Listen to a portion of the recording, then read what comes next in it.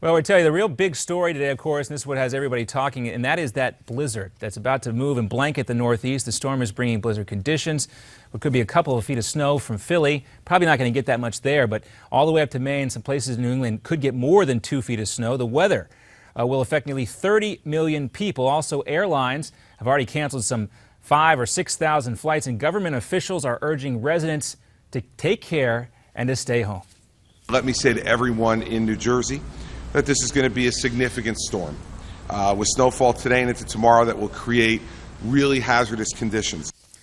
Well, Governor Chris Christie, fresh off his trip from Iowa, also he declared a state of emergency for his state. New York City Mayor Bill de Blasio said it will likely be the largest snowstorm in the history of the Big Apple. Also, schools across the Northeast are now canceling class for tomorrow.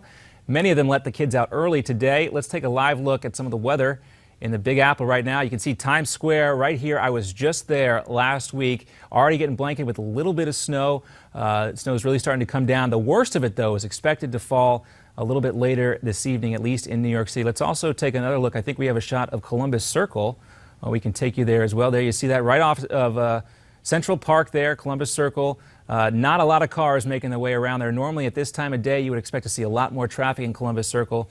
But of course, that's not the case right there. We're keeping our eye on this storm. We'll keep you updated as the storm continues to move across the Northeast and any other changes that come up. But really important to remember right now, if you're in the Northeast, you want to stay off the road, stay safe. And also, if you have any flights coming up, you want to make sure that you check with the airline because many of those have been canceled at the major airports in Boston at Logan, New York, LaGuardia, JFK, Philadelphia, and elsewhere.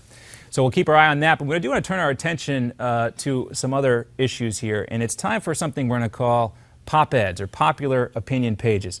Something we like to do here on this show, at least, and we're going to start.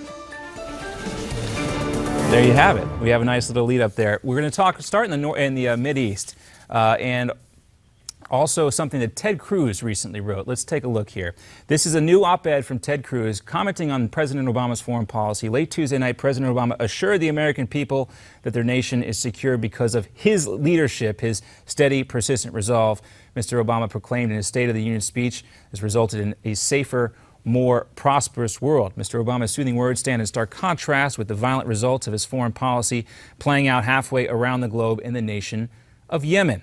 Americans might be forgiven for wondering why we should be concerned about events in this distant and impoverished country, but Yemen demands our attention as the terrorism bred there has global reach. The USS Cole, you remember the USS Cole was attacked in the Yemeni port of Aden in 2000, and the so-called underwear bomber, Umar Farouk Abu Muttalib, who tried to blow up a commercial airliner over Detroit in 2009, he was also trained there. There's the radical cleric Anwar al-Awlaki, who instructed Fort Hood attacker Nadal Hassan in jihad and was killed in a drone strike in Yemen in the province of al-Jawf in 2011. 71, and again, this is coming from Ted Cruz here, 71 of the 122 prisoners remaining at Guantanamo Bay detention facility are from Yemen. He also quotes John Adams, observing in 1770, quote, "Facts are stubborn things. The president's platitudes about the success of his policies in the State of the Union, notwithstanding the facts, these policies have failed. And the fact is we cannot afford additional fiascos like Yemen over the last 2 years in the Obama administration." Senator Ted Cruz, also one of the guests at this past weekend's Iowa Freedom Forum, hosted by Congressman Steve King, and so was Sarah Palin. She says that Republicans need to prepare for attacks from the liberal mainstream media. Here's Palin. And we don't sit on our thumbs this next time when one of our own is being crucified and falsely accused of whatever the hip accusation of the day happens to be, right? Racism, sexism, whatever. Well, that was one of the parts of Palin's speech that actually kind of made some sense. It was called bizarre by some, that speech at the Freedom Forum over the weekend. Palin also added that Republicans need to turn the finger on Democrats, saying that the left are really the ones who discriminate.